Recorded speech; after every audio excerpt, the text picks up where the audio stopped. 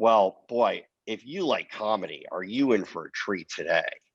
I'm Je- fucking thrilled. Jenny, I'm you gonna, take it. I'm gonna introduce because he's my friend, not yours. Wow. I'm literally just meeting him right now, although obviously huge fan of his work. So Danny, I feel like I know you a lot better than I know Jenny already. Okay, yeah, so boy, this thank you, intro Mike. is about to get ugly. He was on the Gilmore Girls. Oh yeah. You know him from? Yep. No, 4 actually, times. My neighbor, my wife talked to my neighbor today who was binging the Gilmore Girls and was surprised to find me on there, which, I can't help it. I'm just trying to live my life now. I'm just trying to stay low key. Okay, we're definitely diving into that, but this is truly one of my favorite shows, like hands down. Oh, This Family Guy. You literally are the voice of all my favorite characters. It's Mike Henry. Nice. woo! Thank you, guys. Shit, everything. Thank you. Whistles. Yeah. Oh no. Oh no, he does Bruce, Herbert the pervert. Let me try to give you some Herbert. Hold on. Yeah, I want. Come on now. There you go. Let's run him down, man. I mean, you do basically every voice that Seth doesn't do and isn't the female regular cast. It's amazing. Oh, well, thank you. A lot of but you literally, when I remember Mike, when you and I first met.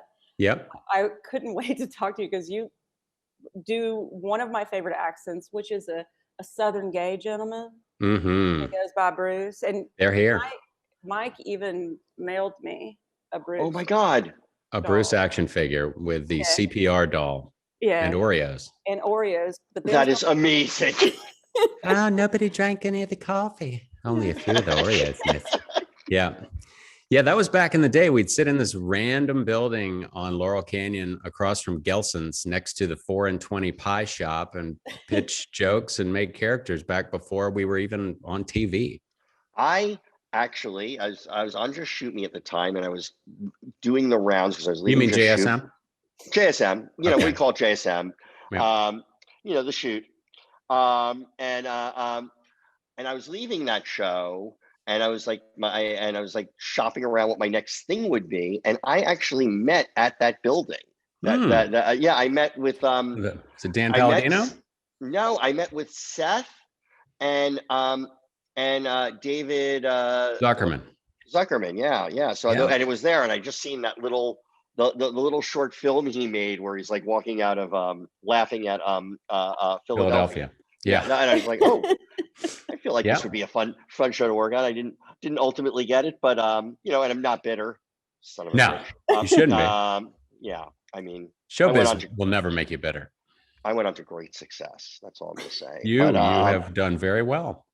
But no, but it's like I remember that little building, and I was very I was all, I agree with you. That show is just, it was so dense with jokes, and you guys absolutely went for it. Yeah. And what was amazing also, because we actually had I did a show shortly after you were canceled, which people may or may not forget. The show went off, and with a couple of the writers there. It was Mike Barker. Yeah. And Mike Weitzman, and oh God, what's his name? Henteman.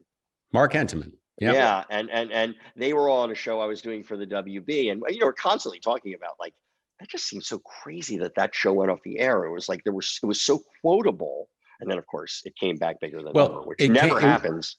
It started before the internet. For such an internet-friendly series. Like, I remember sending the writer's assistant or the PAs to the library to get reference stuff, like the first season.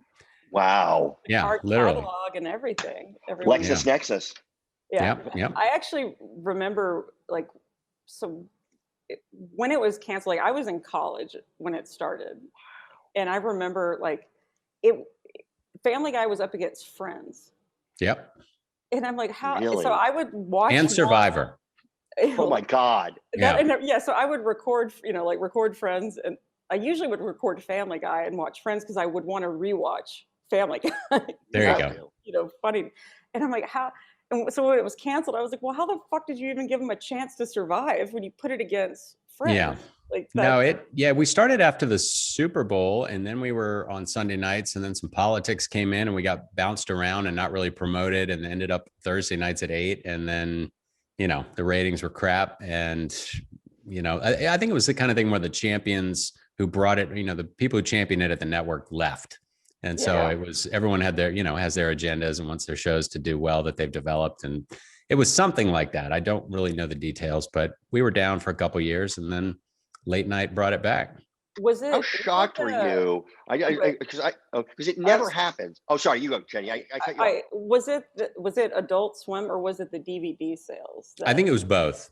I remember Adult Swim, and I demographics, ratings, blah, blah, blah. I really don't know. But the story was that we would beat Letterman and Leno, who were the late night shows at that time, at 11:30.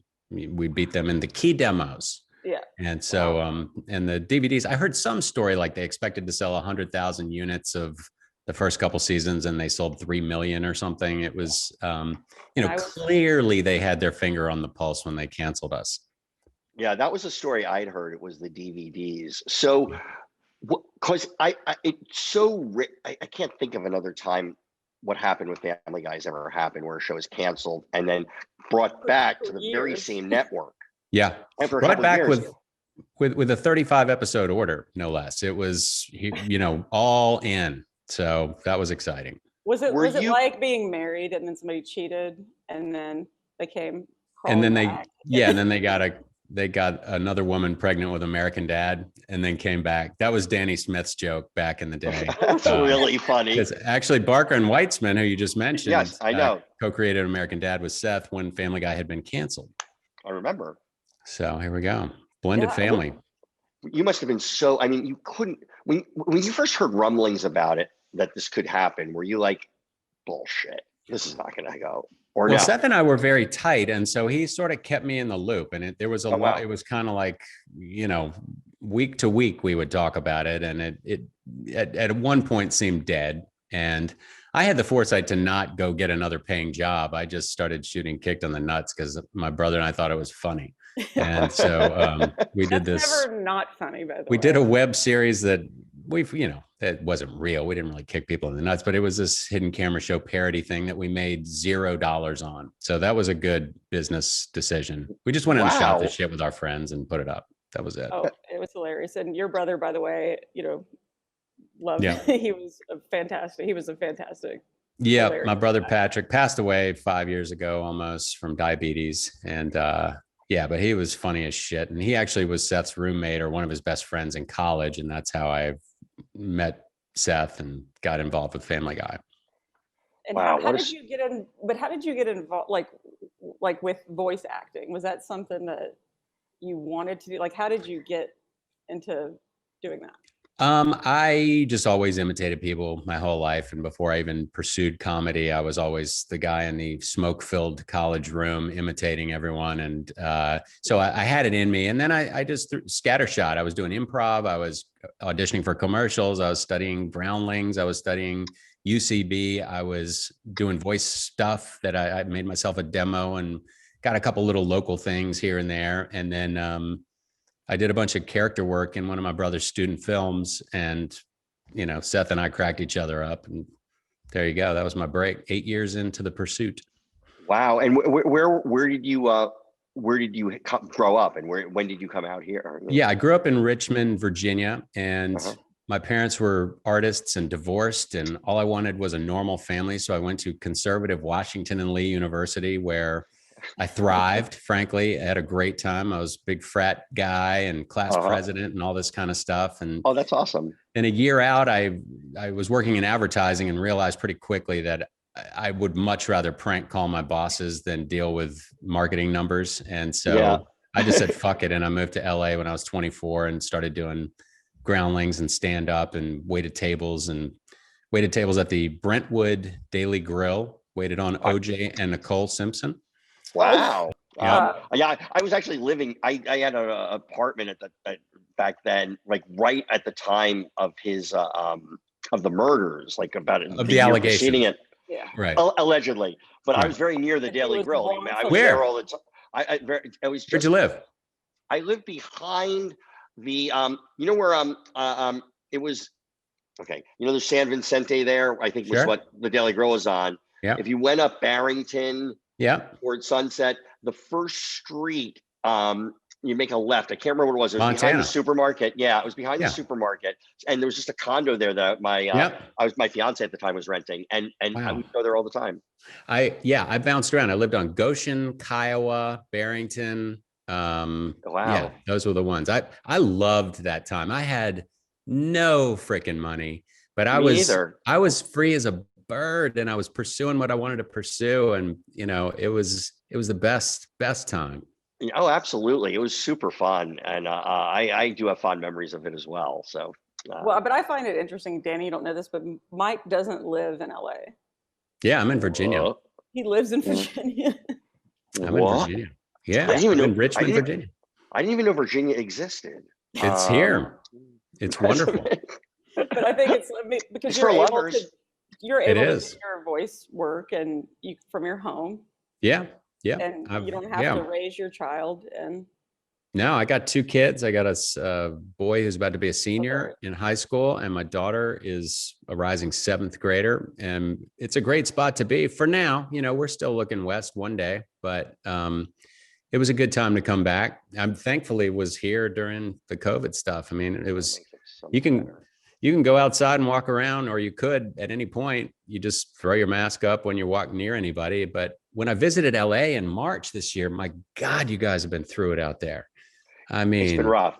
Oh, yeah. I'm not right. Like, I still feel like I saw Danny for the first time last week. Wow. In person. Yeah. In person. And I did not know how to in like a year and a half. Like, it had been. And we were awkward. I mean, we talk every week. But I was I was awkward with it. It's been very strange. Yeah, I think this whole city has a little. I'm sure people in New York probably do too, but have a little PTSD. Absolutely. From the whole thing. I wish, in hindsight, I wish I was stranded somewhere else. Yeah. For it. Yeah. No shit. I know. I would talk to like my family back in Texas, and they're like, "What? What's wrong? We're fine." Like. Like, what do you mean we went down to Florida in March, and I'm like, look at these assholes. Oh yeah, we're in Florida. And we chose to come, and that's fine. That's on you. That's your fault. Yeah. But it's great now. I mean, shit. I went to this high school championship baseball game last week, about 600 people, not a mask in sight. And it was out in the country, which it probably would have been the same 6 months ago. That you might not have been, depending on where you were. Yeah. That was right. That was definitely the case. Yeah, I mean, yeah, it's been brutal. But and I see people kind of coming out, not knowing, like, do we hug? Like somebody, like the first party, like party-ish party I went to was a couple weeks ago, and somebody I hadn't seen in a while, like went. Does party-ish mean it was just a little bit of cocaine, or what does that mean? It was it's just LA. Molly. It was just Molly. Okay. Okay. But someone went to shake my hand, and I was like, "What?" I was like, "What? You're like, who's?" I started. I guess we can shake hands now again, which is like, it was very strange. You're vaccinated, and you tell yourself like that's okay because I got that. But when I mean, I can't compare it to like being in prison or something like that, but it's like a house arrest in a way. Like we didn't go. Of course. Things and everything was shut down. I walk around and there's board, all my favorite bars and restaurants are boarded up. No. Yeah. And you're like, this is. Speaking of that, last summer during the height of the protests and stuff here in Virginia, my friend went down near where he has this art gallery, and he had it all boarded up, and as was everything. And I called him. I said, "Is it okay if I wrote white owned on the boards outside?" And so, and he was like, "Please, yes, do it." That is a really funny. Oh, that is okay. So I have to get back to Family Guy because Mike, please. I'm gonna just shut my camera off for a second. I can still hear you. I'm gonna just grab something. But keep going. Keep talking. Okay. I know what you're gonna grab. Jeffrey my Toobin. Penis. Okay. He's gonna do. You'll hear it. I know. Toobin is a verb now, right?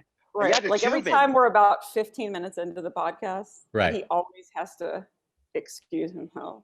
Okay. And then he comes back. Not true. It's happening. I was on. I need to. There's gonna be pasties when he comes back. I need to defend myself here for a second because You're defending. last podcast you weren't even on the camera, and I was on the camera the whole time. Well, she was taking a dump. Ooh, I'm sorry. Did I say that, Jenny? Oh, that was a sweet way of saying it. Are you taking a dump right now?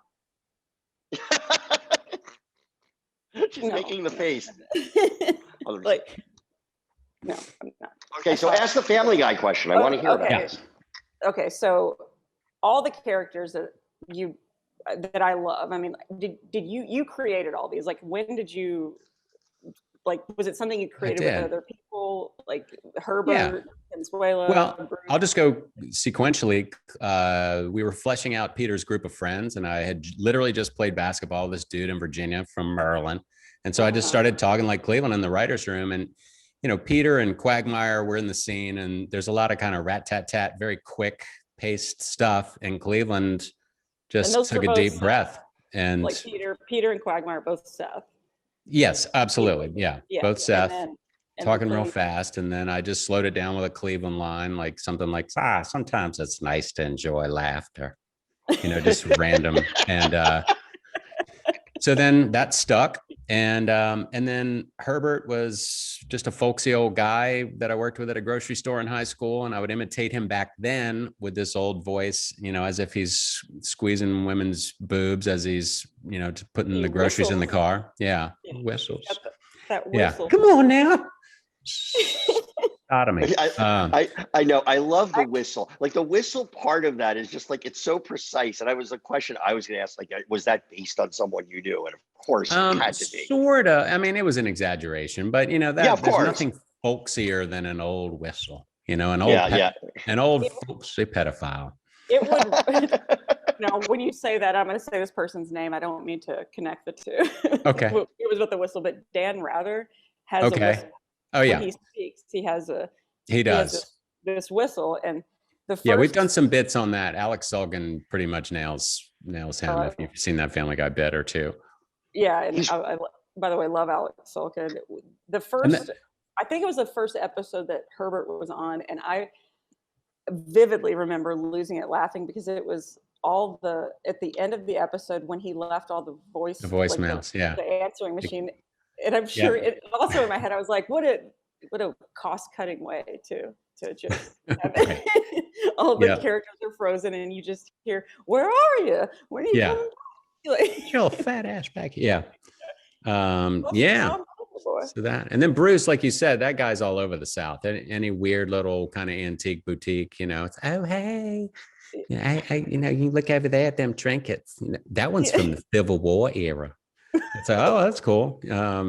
So have you ever been out? Because I mean, these characters are so iconic and they're so part of it. Have you ever been in a situation where you've heard just somebody doing that voice or a catchphrase, or like, you know, kids, or because I've heard people doing these voices or attempting them. Right. So, attempting them is probably better. Honestly, not. I mean. I mean, from time to time you hear it randomly, and one person I think pegged me as Cleveland who had no idea who I was. He just, are you Cleveland? Like, really? That was years ago. Somebody with a very good ear, I guess. But do you get recognized a lot because you were also like you're an actor. You've been. I don't get recognized for shit, and that's great. You know, like it's you know, just hanging out with somebody like. But like going out with Seth Green or something at a Comic-Con, it's like he can't walk 10 feet and nobody knows who I am. And I just keep rolling. At first I was kind of like, hey, you know, like whatever. But, you know, try being the writer. Yeah. No. There's nothing more humbling than walking a red carpet for any kind of a ceremony. And watching every reporter crane their neck and then like, it's nobody. And go back like this. I've gotten that. They don't know how I am. Okay. Same thing. Yeah, no, that's fine with really me. Fun.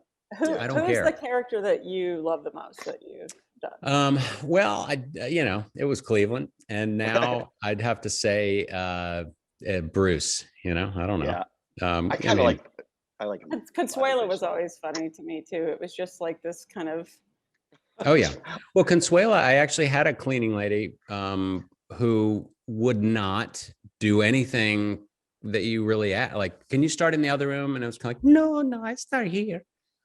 Oh, okay. I'll go in the other room, like, and you just had to accommodate how she wanted to do it. And that's where it came from. And the beauty of Consuela is, even though she's looks to be the low person on the totem pole, she's always in charge. Right. And, so there's always something about a character that has to have a little little contrast to make them interesting or funny. And I think that maybe is it with her.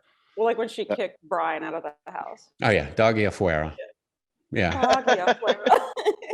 Yeah. Like she's still running it, and I love when she took Stewie. Like she just. Oh yeah. Yeah. She kidnapped Stewie. I mean, she was always in charge. It was very, very funny. But I had my stepson. I'm divorced, but like we watched that episode.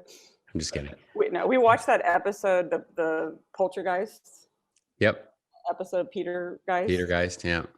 And we could quote it with Bruce doing "This is my baby brother gonna be okay," and it's that whole thing about walking past a restaurant and seeing a guy with a hairless eating soup. Of course, it wasn't a restaurant's fault, but yeah, I can't remember the whole thing. But it was like I never went back.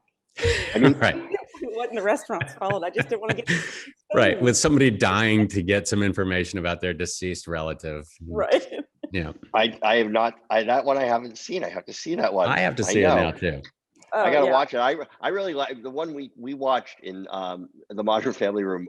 It was like a bunch of, because we had actually we had like Elaine Coe wrote for a season on that show for one season and then came over to ours, and so but we were watching it, but I think it was the focus group one, which was like, that one is just like insane because you actually like took a shot at us, and it was like, I think people must, I mean, unless it's really brutal, people must genuinely like when you guys take your shots. I mean, God, if there ever was a show that is just freaking jokes, it's just a joke. It is just jokes. And God, believe me, over the last year, I have been kind of really trying to figure out what in the hell is going on. And it's jokes, I mean, it's just, I have so many friends of so many colors and orientations, and we always completely rip each other up. And of course, you can't do that in public because you're going to be blackballed. And it's like, you got to be freaking kidding me.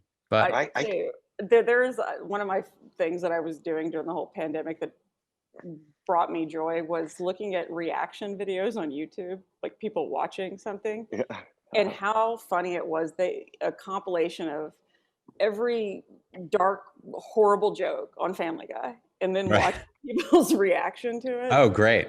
Oh, you have to look it up. It's one of the funniest things ever. Yeah, I will. People will survive being offended. It's like you will survive it. Okay, go on.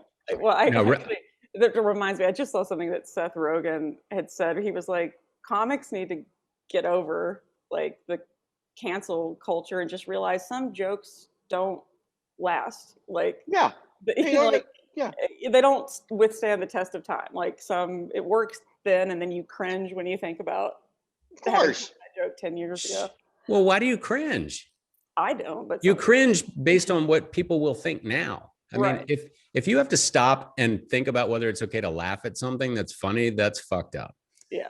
Like it's. Oh, I agree. I agree with you completely. I think what it is if I'm interpreting Seth on this, Seth Rogen's thing is, of course, we did jokes 20 years ago that would make me cringe right now, just because there's things in the times that change, and it's fine. I'm not apologizing for the jokes I made in that context. But comedy has an expiration date and it evolves and stuff like that. But the idea, what you're saying, and this is what gets me, Michael, is like when people are afraid to laugh at something. If it's funny to you, fucking laugh. And by the way, you should also not be afraid to bomb. Sometimes you're going to take a swing and it's going to be not funny and it's going to be offensive and it's going to be fine. And you know what you do? You move on to the next thing, because we're not like, I'm sorry, you're like, it's fucking comedy. And I do think the funniest people survive this. I do. I think like the people who complain about political correctness all the time in terms of comedy, I think a lot of them are not it's like Bill Maher. I mean, it's like tell an actual joke, man. Like be funny. Like I'm sorry, I don't like Bill Maher, but he's like his whole act is get off my lawn now. That's like what it is with kids, and it's like, well, I don't know if it's political correctness. I heard your monologue. Those are easy jokes, So, right. Well, he's commentary. He's got a point of view, and I find his point of view refreshingly unpredictable. I don't get too worked up about anything political, so I'm sort of probably an anomaly in Hollywood. But I don't really give a shit. Either. No, kidding.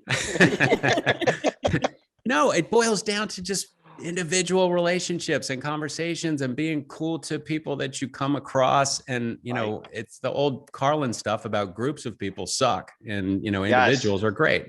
Right. Yeah, I agree with you on this. Absolutely. So, yeah. With all the people, I have to ask, so like how many, guest voices, like people like come on Family Guy and they play themselves or whatever. We actually had someone Danny and I were both like shitting ourselves because I'm like a ridiculous fan. I can't believe she did it, but we had Anne Murray on the podcast. Yeah. Oh, nice. And I love it. Like, that's great. And she was, first off, one of the coolest, like most down to earth. I could have talked to her for fucking 3 hours. She was amazing, but she did that episode. Oh yeah. And she was like so sweet. She goes, I just felt good because she came across like a hero in the episode. Like, sure, no one took a a shot at her. But yeah, if she hadn't done the voice, that would have been a different thing. Right. It's always hard to be. It's always hard to be terribly mean to the person when they're in the room. Of course, that's it. It's a different story. That's the whole thing about individuals. No one would yell at anyone the way people do online. Like it's just absolutely. Yeah, you don't. It's all about humanity. Who has been a person that's been on though for you that was like your favorite? Like, did you ever? Oh God, when we did the Cleveland show, I got to meet all of my heroes. I got Johnny Bench on. He was my childhood hero. Wow. And I had his baseball bat when I was a kid. Yeah.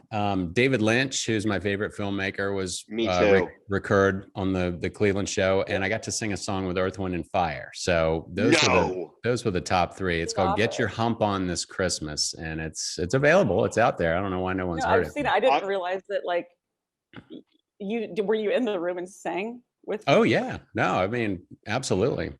Yeah, that was one of the first concerts I ever went to.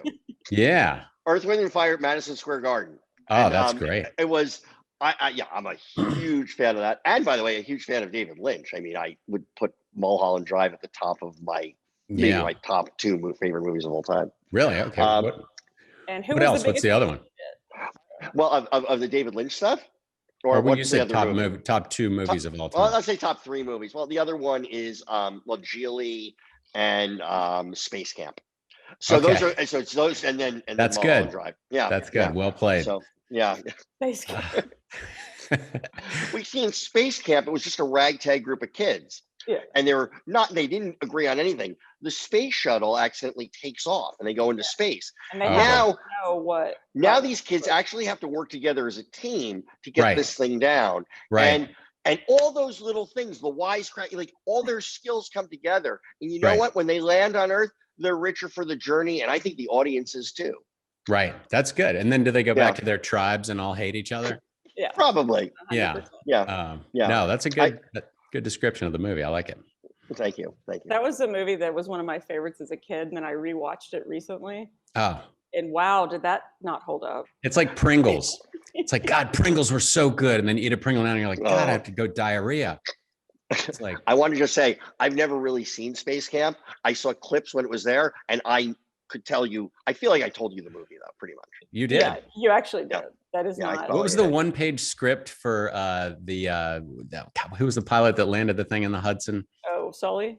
Yeah, there was like a one-page script for that online a couple years ago. Did you guys see that? No, what was it? Okay, I can. You know what? I shouldn't have. I can't remember. We'll find it. It's funny as shit. It is hilarious. We'll put it on that. We'll put it in the links. Do it. Put it in the links. Okay. And also, you were on Orville. That was Mm-hmm. that was what? I did a bunch of Orvilles. I played Lieutenant Dan, who's got like a big old kind of mushroom head and is just sort of an oddball engineer on the Orville. And which also helped you from being recognized. That's right. Yeah.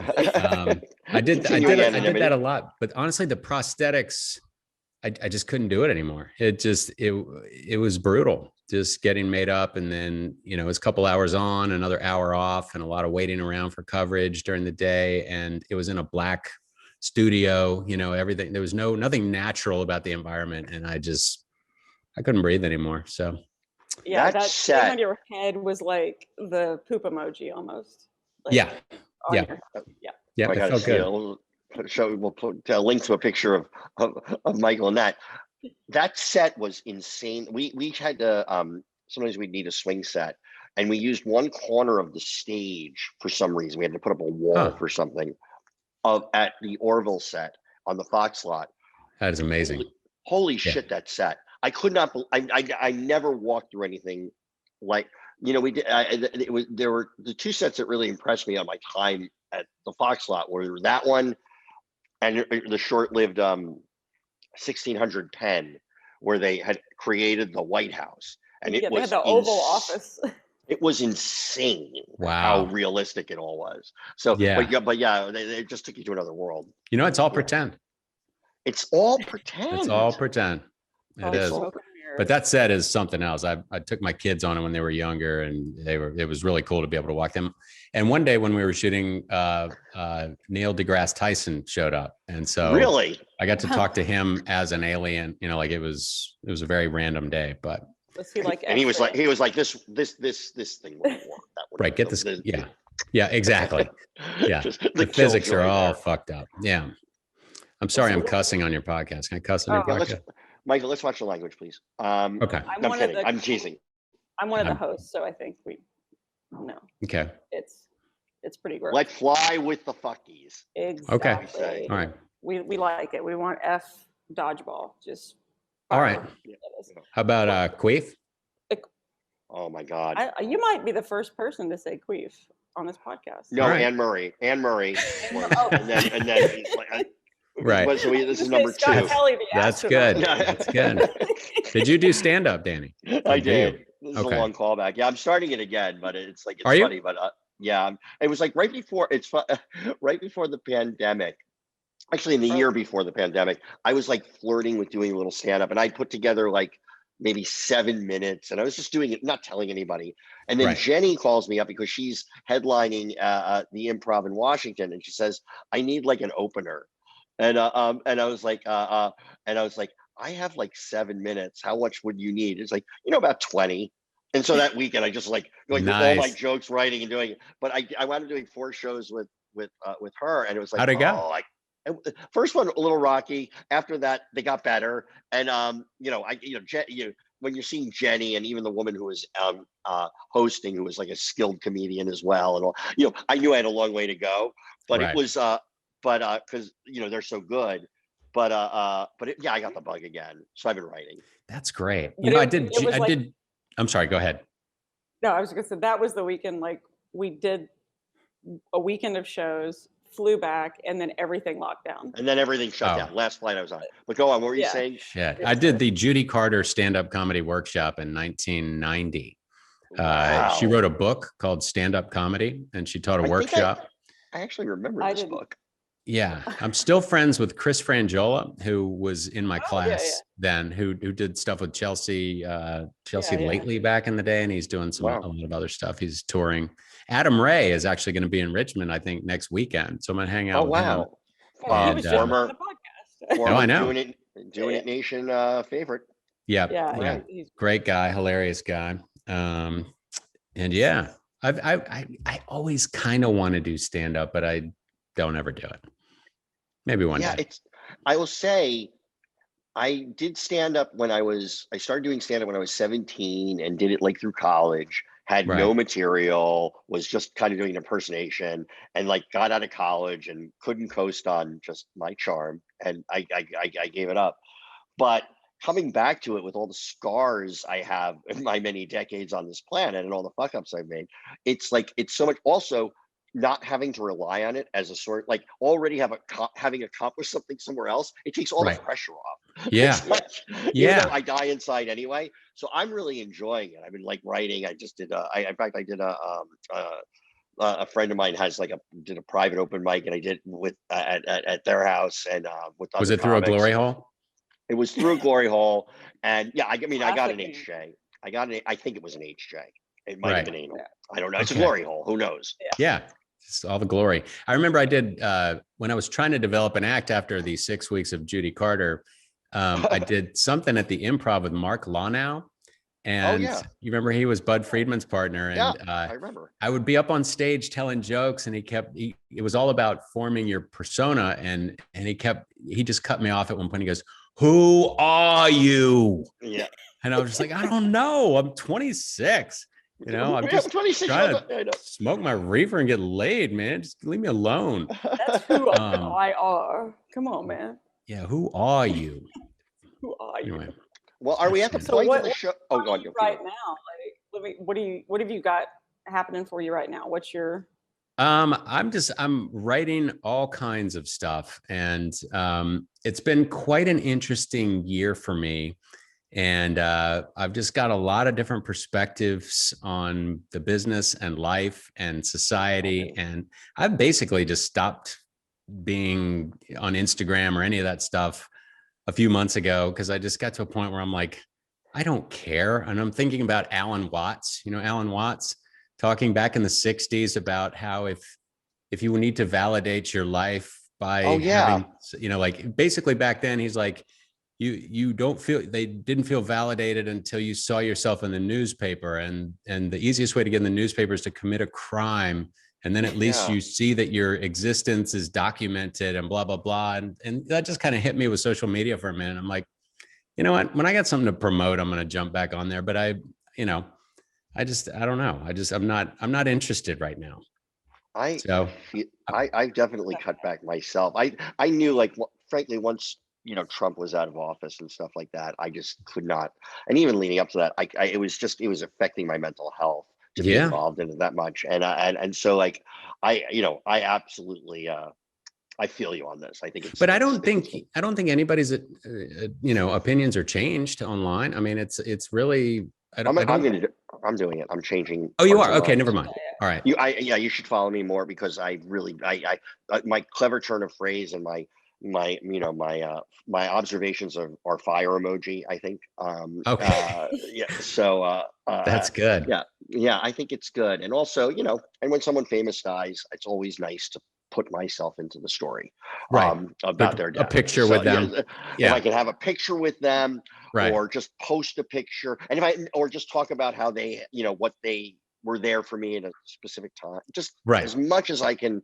Right. Show that picture. Right. I'm sorry they died. And what it did for me was, I can't do it anymore. I always like when somebody dies and there's like a person, people like to post a picture, they'll dig up. Yeah. Oh, yeah. They have it. Yeah. But I like sometimes when I see the pictures, like a group of people and one person's on one side of the room. Right. And they'll have like circles.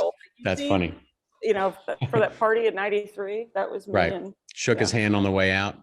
By the way, you gave me a great. I actually was at a Simon Garfunkel concert in Central Park, and so if one of those guys dies, I'm going to show that picture and I'm going to circle. It's just so great being part of that. Like circle that dot on the line. So we mutually impacted one another. The night we shared. Yeah, exactly.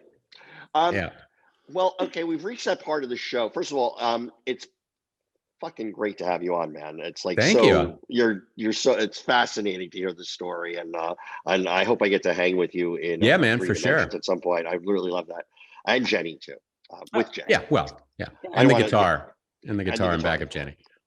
I now have I should show you because I moved, but I should put that behind me. There's my bass. Your bass. Oh wow. Okay, so you're classy. Yeah, I'm classy like that. By the way, my guitar is missing a string. It has my name on it. It was like nice. Oh, it wasn't holy like shit. So we talk about stuff we've been watching or like or recommend or things like that. What's something you're into right now or have been into?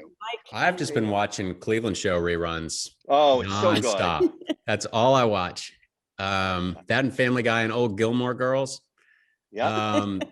No. Replace all of those with Modern Family on Hulu, and I am with you. I love Modern Family. I hung out with Mr.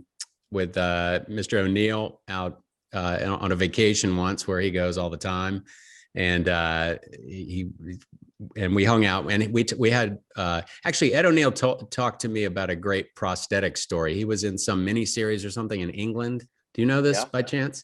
And I might. We're talking about how shitty it is to wear that stuff all day. And if the production schedule doesn't accommodate that, it just, if you're waiting for other scenes, it just sucks. And so he basically told a story where he was in the thing and they kept screwing him, and he had all these long days. And then finally, during the last day, he's like, take this off. I'm done, and he made the makeup guy take it off. And of course, as soon as they took it off, they were ready for him. And it was like a big group finale thing. Oh, and no. He said he went in the main producer and just said, you guys have been apologizing to me for a month and a half. Today, I'm apologizing to you. But really enjoyed hanging with him. But what do I watch? Super dude.